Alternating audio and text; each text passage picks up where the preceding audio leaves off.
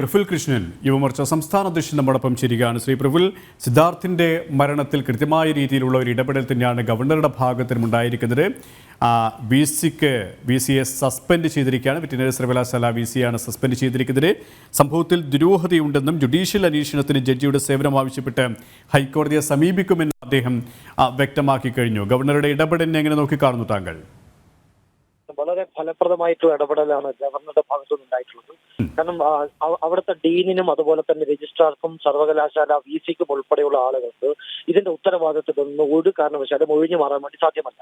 കാരണം ഡീൻ എന്ന് പറയുന്ന ഡീൻ ചുമതലയുള്ള വ്യക്തിക്ക് അദ്ദേഹം ഈ വിഷയങ്ങൾ മുഴുവൻ അദ്ദേഹത്തിന് അറിയാം. അദ്ദേഹവുമായിട്ട് ഏതാണ്ട് 100 മീറ്റർ മാത്രമാണ് ഈ സംഭവം നടക്കുന്ന സ്ഥലവുമായിട്ട് വ്യത്യാസമുള്ളത്.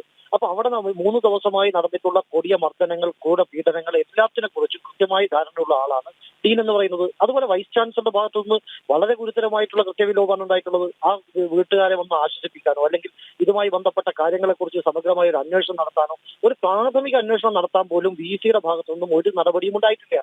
അതുകൊണ്ട് വി സിയും അതുപോലെ തന്നെ രജിസ്ട്രാറും ഡീനും ഒരുപോലെ ഈ വിഷയത്തിൽ കുറ്റക്കാരാണ്. അവരെ കൂടി പ്രതി ചേർക്കണം. ആ ഡീനിനെ ഈ കേസുമായി ബന്ധപ്പെട്ട് പ്രതി ചേർക്കണം എന്നുള്ളതാണ് ഞങ്ങളുടെ ആവശ്യം. ആ ഡീൻ കൃത്യമായി ഈ കേസ് തേച്ചു മാച്ച് കളയാൻ, ഇതിലെ എല്ലാ തെളിവുകളും നശിപ്പിക്കാൻ അന്ന് രാത്രി കലാലയത്തിന്റെ അവിടെ മീറ്റിംഗ് ചേർന്നുകൊണ്ട് അവിടുത്തെ വിദ്യാർത്ഥികളെ ഭീഷണിപ്പെടുത്തുന്നതിൽ ഉൾപ്പെടെയുള്ള കാര്യങ്ങളിൽ ഈ ഡീന് പങ്കുണ്ട്. അതുകൊണ്ട് ഡീനിനെ ഉൾപ്പെടെ പ്രതി ചേർത്തുകൊണ്ട് ഈ അന്വേഷണം മുന്നോട്ട് പോകണം. കേരളത്തിന്റെ പോലീസ് അന്വേഷിച്ചാൽ ഒരു കാരണവശാലും ഈ കേസ് എങ്ങും വെക്കാൻ പോകുന്നില്ല. കാരണം ജുഡീഷ്യൽ അന്വേഷണം അല്ലെങ്കിൽ ഒരു സ്വതന്ത്ര ഏജൻസിയുടെ അന്വേഷണം അത് മാത്രമേ ഈ കേസുമായി ബന്ധപ്പെട്ടിട്ട് ഫലപ്രദമായിട്ട് നടക്കുള്ളൂ. കാരണം കേരളത്തിന്റെ പോലീസാണ് കണ്ടെത്തിയത്. ശരീരമാസകല മർദ്ദനമേറ്റ പാടുകളുള്ള ഒരു ശരീരം, അത് അസ്വാഭാവിക മരണമല്ല, അത് സ്വാഭാവിക മരണമാണ് എന്ന് വിധി എഴുതിയ കേരളത്തിന്റെ പോലീസ് എത്ര വലിയ അപമാനമാണ്. ഈ പോലീസുകാരെ മാറ്റി നിർത്തണം. ഞങ്ങൾ ഇന്നലെ ആവശ്യപ്പെട്ടതാണ്. ഈ അന്വേഷണ ഉദ്യോഗസ്ഥന്മാർ അല്ലെങ്കിൽ ഇൻക്വസ്റ്റ് നടത്തിയ പോലീസ് ഉദ്യോഗസ്ഥന്മാർ അവരെ സസ്പെൻഡ് ചെയ്യണം. ഏത് സാധാരണക്കാരും മനസ്സിലാകില്ല ഒരു ശരീരം കണ്ടാൽ അത് മർദ്ദനമേറ്റിട്ടുണ്ടോ, അതിന് അസ്വാഭാവികതയുണ്ടോ എന്ന്. അപ്പോൾ ഇതിന് ഒരു അസ്വാഭാവികതയും ഇല്ല എന്നുള്ള തീർപ്പ് കൽപ്പിക്കലിലേക്ക് എങ്ങനെ എത്തിയത്? ഡിവൈഎസ്പി പറയുകയാണ് ഇത് SFIയുമായി ബന്ധപ്പെട്ട പ്രശ്നമല്ല, SFIയുമായി ബന്ധപ്പെട്ടിട്ട വിഷയമല്ല എന്നുള്ള ഒരു ജഡ്ജ്മെന്റിലേക്ക് എങ്ങനെയാണ് ഡിവൈഎസ്പി എത്തുന്നത് എന്ന് പറഞ്ഞാൽ കേരളത്തിന്റെ പോലീസ് കൃത്യമായും പിണറായി വിജയൻ എഴുതി കൊടുക്കുന്നതിനനുസരിച്ച് അല്ലെങ്കിൽ പിണറായി വിജയന്റെ AKG സെന്ററിന്റെ തൃട്ടൂരം അനുസരിച്ച് മാത്രം പ്രവർത്തിക്കുന്ന ഏജൻസിയായി മാറുമ്പോൾ ഈ അന്വേഷണം എവിടെയും എത്താൻ പോകുന്നില്ല. മഹാരാജാസിലേത് ഉൾപ്പെടെയുള്ള കേസുകൾ SFIക്കാർ പ്രതിയാകുന്ന കേസുകൾ എങ്ങനെയാണോ കേരളത്തിൽ അത്തരത്തിലുള്ള ആശങ്ക നിലനിൽക്കുമ്പോൾ തന്നെയാണ് ഗവർണറുടെ ഇടപെടൽ അത്രത്തോളം പ്രതീക്ഷയും നൽകുന്നത്, അല്ലേ? ആ സിദ്ധാർത്ഥിന്റെ കുടുംബത്തിന് മാത്രമല്ല കേരളത്തിന്റെ പൊതുസമൂഹത്തിനടക്കം വലിയ പ്രതീക്ഷ നൽകുന്ന ഒരു ധൈര്യം നൽകുന്ന, ആത്മവിശ്വാസം നൽകുന്ന ഇടപെടൽ തന്നെയാണ് ഗവർണറുടെ ഭാഗത്തിനും ഉണ്ടായിരിക്കുന്നത്, അല്ലേ? തീർച്ചയായിട്ടും ഗവർണർ ആ കുടുംബത്തെ ആശ്വസിപ്പിച്ചു എന്ന് മാത്രമല്ല ഇതുമായി ബന്ധപ്പെട്ട ഫലപ്രദമായിട്ടുള്ള ഇടപെടലുകൾ നടത്തിയിരിക്കുന്നു. സർവകലാശാലകളിൽ നടക്കുന്ന ഇത്തരത്തിലുള്ള അരാജകത്വ പ്രവണതകൾക്കെതിരെ ശക്തമായിട്ടുള്ള നിലപാടെടുക്കുന്ന വ്യക്തിയാണ് ഗവർണർ. സർവകലാശാലകൾ SFIയുടെയും അതുപോലെ ഇടതുപക്ഷത്തിന്റെയും പാർട്ടി ഓഫീസുകളായി മാറുന്നു എന്നുള്ളത് വളരെ കൃത്യമായി നമുക്കറിയാവുന്നതാണ്.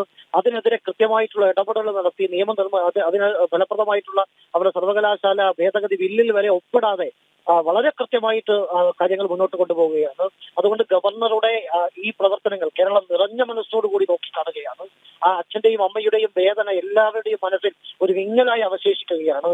ഭക്ഷണം പോലും കൊടുക്കാതെ, പച്ചവെള്ളം പോലും കൊടുക്കാതെ പരസ്യ വിചാരണ ചെയ്ത് ഈ 3 സ്ഥലങ്ങളിൽ കൊണ്ടുപോയി പീഡിപ്പിച്ചു എന്നാണ് ഇന്ന് വാർത്തകൾ വരുന്നത്. ചില വിദ്യാർത്ഥികൾ കൊടുത്ത മൊഴി കുന്നിന്റെ മുകളിൽ വെച്ച് പീഡിപ്പിച്ചു, വാട്ടർ ടാങ്കിനടിയിൽ വെച്ച് പീഡിപ്പിക്കുന്നു, അതുപോലെ തന്നെ നടുമുറ്റത്ത് വെച്ച് പീഡിപ്പിക്കുന്നു, മയക്കുമരുന്നിന്റെ കേന്ദ്രമായി ആ കലാലയം മാറിയിരിക്കുന്നു എന്ന് വെച്ചാൽ അത്തരത്തിലുള്ള പ്രവണതകൾ നടന്നിട്ടും ഈ ഡീനും അതുപോലുള്ള ഇവരൊക്കെ എന്തിനിരിക്കുകയാണ്?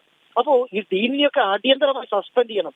ഡീനെയും രജിസ്ട്രാറെയും അടിയന്തരമായി സസ്പെൻഡ് ചെയ്യണം, അവരെ കസ്റ്റഡിയിലെടുത്ത് ചോദ്യം ചെയ്യണം.